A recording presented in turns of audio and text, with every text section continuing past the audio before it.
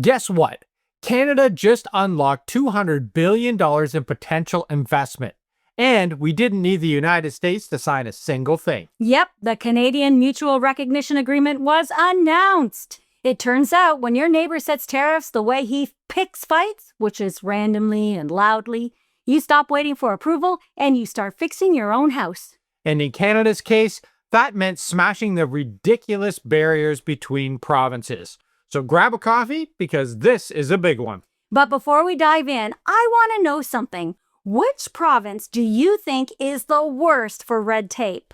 Drop it in the comments right now and let us know. And don't worry, we're all friends here. Well, mostly. Yeah, no pressure, except the entire country is watching your answer. I can't wait to see what people say.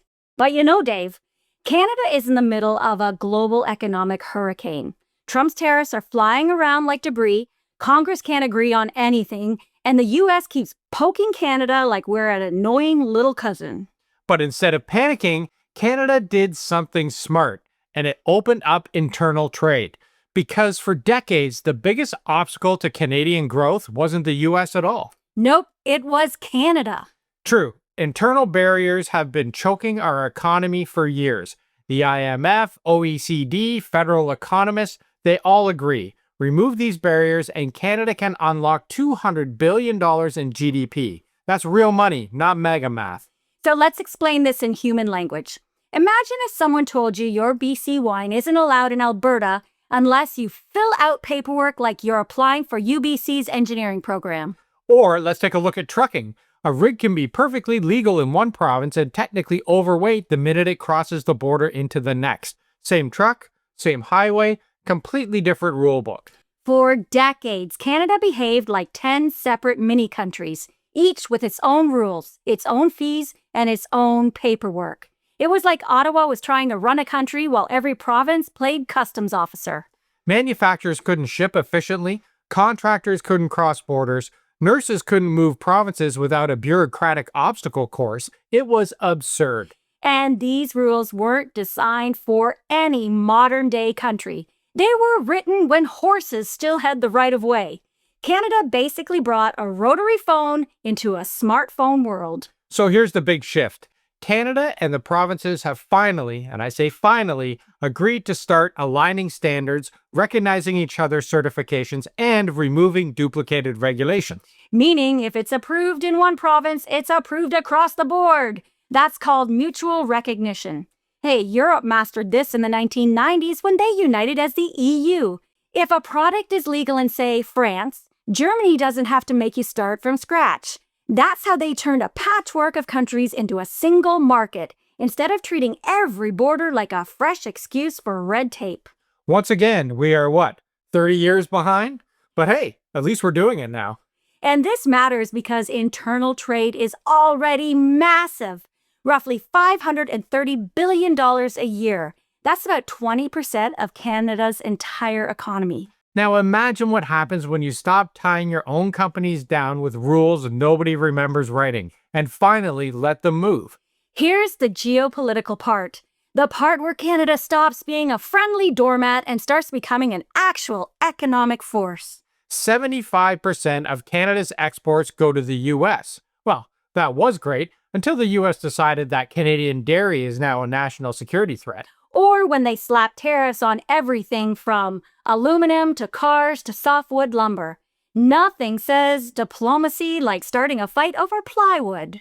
So, Canada's been diversifying. Mexico, the EU, the UAE, Asia, and building trade partnerships everywhere. By the way, Carney just signed an investment partnership with the UAE. More on that in a later video. The deals just keep on coming. Oh yeah. But it's opening the internal market. It's the foundation, the shock absorber.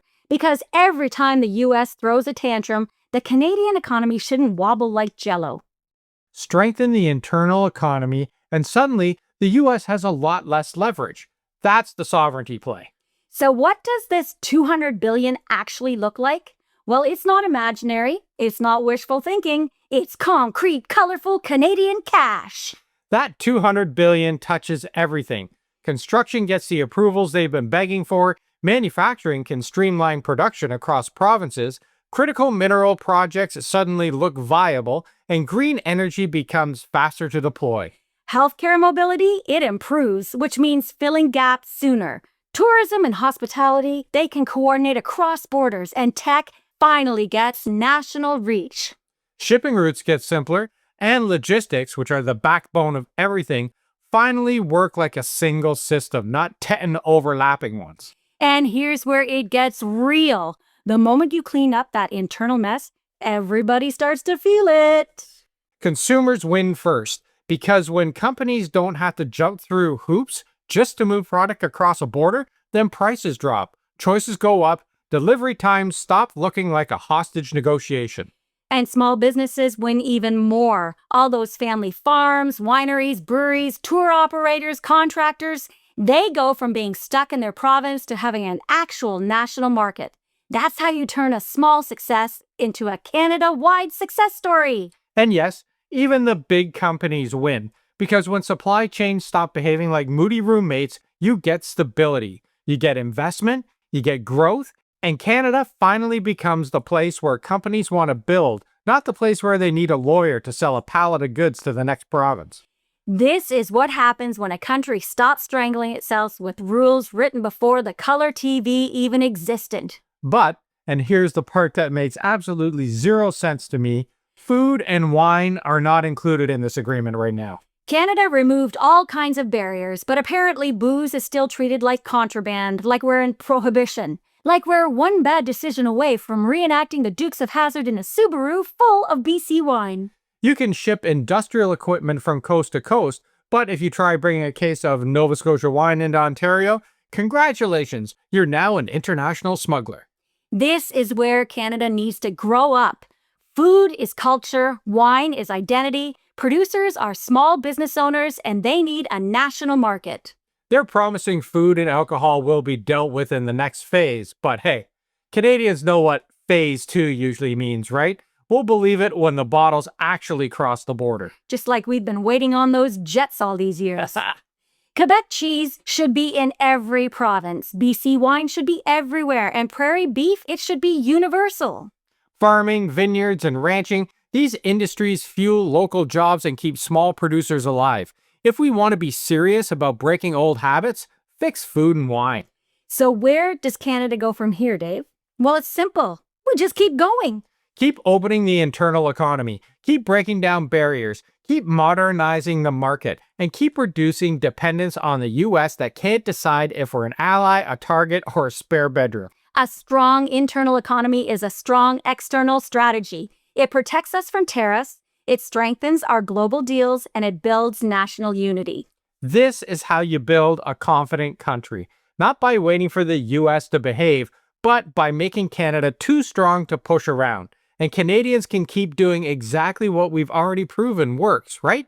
Buy Canadian. Look for Canadian labels. Support the people building this country. We have real power in what we choose to purchase. We showed it with the US, and we can keep that momentum going right across Canada. And this is where things get very exciting. Canada is finally stepping into its own economic power, and that can be a genuine game changer for all Canadians.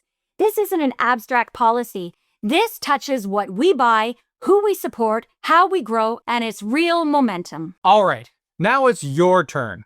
If Canada finally opens up food and wine across provinces, what's the first thing you're buying? BC wine? Quebec cheese? Alberta beef? Nova Scotia lobster? Let us know in the comments. And don't be shy. Brag about your province. You've earned it. And if you want more elbows up Canadian news every single day, hit subscribe, like, and ring that bell so you don't miss a moment. And join our Substack, check out our merch store, and share this video if you want Canada to keep leveling up. Dave's just designed our new Maple Mega Detector mug, and it is selling hot for Christmas. It sure is. So Canada's stepping into its own power, everyone, and we are just getting started. Cheers to that. Preferably with wine from whichever province finally lets us buy the damn thing. Before you go, check out this video, Fantastic News for Canada, and dive into our playlist, Politics and Canada, to keep the momentum going. And hey, share this with a friend across the country and send them a message that I'll be buying your province's products soon. Because when Canada wins, so do all of us. See you tomorrow.